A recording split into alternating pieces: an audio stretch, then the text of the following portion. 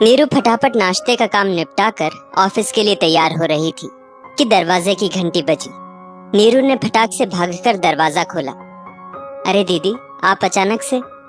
दरवाजे पर खड़ी अपनी ननद को बिना किसी खबर के अचानक से आया देख नीरू थोड़ी हैरान थी। क्यों भाभी, क्या अब अपने घर में आने के लिए भी मुझे पूछना या बताना पड़ेगा? थोड़ा अकड़ते हुए प्राची बोली। ननद के इस तरह से बोलने पर नीरू का चेहरा उतर गया। फिर भी उसने मुस्कुराने की कोशिश करते हुए कहा, नहीं नहीं दीदी, आप आइए ना। नीरू एक तरफ हटते हुए बोली और प्राची के अंदर आते ही वो अपने कमरे में चली गई अपना पर्स लेने के लिए।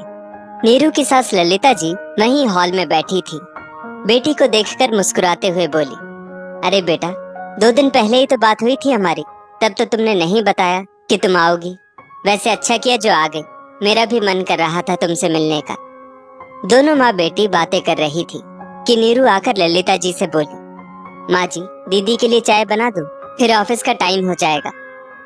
बहू, तू चली जा, चाय मैं बना लूंगी। ललिता जी नीरू को आश्वस्त करते हुए बोली तो प्राची तपाक से बोल पड़ी, क्यों माँ, क्या भाभी के पास इतना भी वक्त नहीं कि ननद के लिए चाय पानी तो बना दे? मैं कौन सा रोज रोज आती हूँ जो इसका ऑफिस जाना इतना जरूरी है। ननद की बात सुनकर नीरू वापस रसोई में चली गई और चाय चढ़ा दी। बार बार फोन की तरफ देख रही थी और सोच रही थी कि आज ऑफिस में छुट्टी के लिए बोल दे। फोन करने के लिए मोबाइल हाथ में उठाया ही था कि ललिता जी रसोई में आ गई। बहू, तुमसे कहा था ना कि चाय मैं बना लूंगी, तुझे ऑफिस जाने में देरी हो जाएगी, तू चली जा। लेकिन माँ जी, वो दीदी बुरा मान जाएंगी, बोलेंगी कि इतना बोलने पर भी भाभी रुकी नहीं। असमंजस भरे स्वर में नीरू बोली, बहू, वो मेरी बेटी है, मैं जानती हूँ कि यदि तुम नहीं गई तो भी वो ऐसे ही बोलेगी कि माँ बेटी को एक दिन अकेला नहीं छोड़ा गया, हमारी बातें सुनने के लिए छुट्टी मार ली। इसलिए तू चली ही जा, कम से कम तेरे काम का नुकसान तो नहीं होगा, मैं सब संभाल लूंगी। ललिता जी ने नीरू के हाथों पर हाथ रखते हुए कहा। अपनी सास के मुंह से ऐसा सुनकर नीरू निशब्द हो गई। उसे यकीन नहीं हो रहा था कि एक माँ अपनी बेटी को छोड़कर कभी बहू का भी पक्ष ले सकती है। उसका मन सास के प्रति श्रद्धा से भर गया और वो प्राची से जल्दी आने का बोलकर ऑफिस के लिए निकल गई। नीरू के घर से निकलते ही प्राची का स्वर बदल गया। देखा माँ, अब इस घर में मेरी कोई इज्जत ही नहीं रह गई। मेरे कहने के बाद भी महारानी सज धज कर निकल गई। जब मेरी ननद मेरे घर आती है तो मैं तो सारा दिन उसके आगे पीछे घूमती रहती हूँ, और भाभी को देखो, ना कोई आव भगत, ना कुछ पूछना। अब ललिता जी से भी रहा नहीं गया।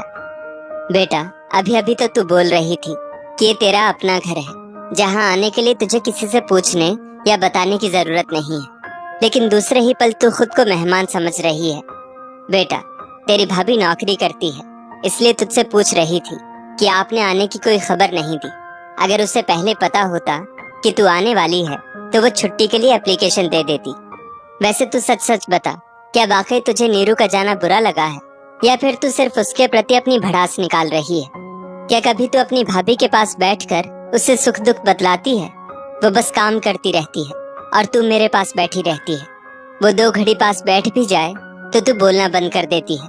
किसके सामने क्या बात करना, कहीं घर की बात बाहर ना चली जाए। माँ, आप माँ तो मेरी हो, लेकिन तरफदारी हमेशा बहू की करती रहती हो। मुझे तो आपने सचमुच पराया ही कर दिया। मुंह फुलाते हुए प्राची बोली, बेटा, तेरी माँ हूँ तभी ये चाहती हूँ कि बेटी का मान सम्मान मायके में हमेशा बना रहे। खुद को सिर्फ ननद के ओहदे पर बैठा कर रखोगी तो कभी भाई भाभी के दिल में जगह नहीं बना पाओगी। बेटा, अब समय काफी बदल गया है। जहाँ बेटा बेटी को समान माना जाने लगा है तो बेटी और बहू को भी समान दर्जा देना पड़ता है। फिर तुम ही बताओ कि ननद भाभी का रिश्ता इस बदलाव से अछूता कैसे रहेगा। हो सके तो ननद से पहले खुद को एक सहेली के रूप में स्वीकार करके देखो, फिर देखना तुम्हें अपनी भाभी की ये छोटी छोटी बातें चुभनी बंद हो जाएंगी। तुम दोनों एक दूसरे की भावनाओं को समझ पाओगी और ये रिश्ता ज्यादा मजबूत बन जाएगा। माँ की बात सुनकर प्राची को महसूस हो रहा था कि वो बेवजह ही छोटी छोटी बातों को तूल दे रही थी। नीरू तो बस अपना काम ही कर रही थी, फिर उसमें चिढ़ने वाली कौन सी बात थी। हाँ, बुरा तो तब लगता यदि वो मुझे देखकर मुंह बनाती या जानबूझकर घर से बाहर चली जाती। वैसे भी माँ सच ही कह रही थी। कि भाभी के आगे कभी वो खुलकर अपने मन की बातें नहीं करती है। उसे हमेशा यही लगता है कि वो तो पराई है। शाम को नीरू जल्दी घर आ गई, साथ ही कुछ सामान भी ले आई थी। आते ही वो रसोई में जाकर खाने की तैयारी करने लगी तो प्राची बोली, भाभी खाना हम मिलकर बना लेंगे, आओ कुछ देर हमारे पास भी बैठ जाओ। मुझे आपसे वो केक बनाने की रेसिपी सीखनी है। आपका भांजा रोज जिद करता रहता है कि मामी जैसा केक बनाओ। नीरू ये सुनकर खुशी खुशी बोली, अच्छा दीदी, क्यों नहीं, एक काम करती हूँ, मैं आज आपके सामने ही केक बना देती हूँ। आप देख भी लेना और चिंटू के लिए केक ले भी जाना। दोनों ननद भाभी आज रसोई में साथ खड़ी हंसते खिलखिलाते काम कर रही थी और ललिता जी उन्हें देख रही थी। उन्हें अब उम्मीद थी कि उनकी बेटी का मायका उनके बाद भी बना रहेगा।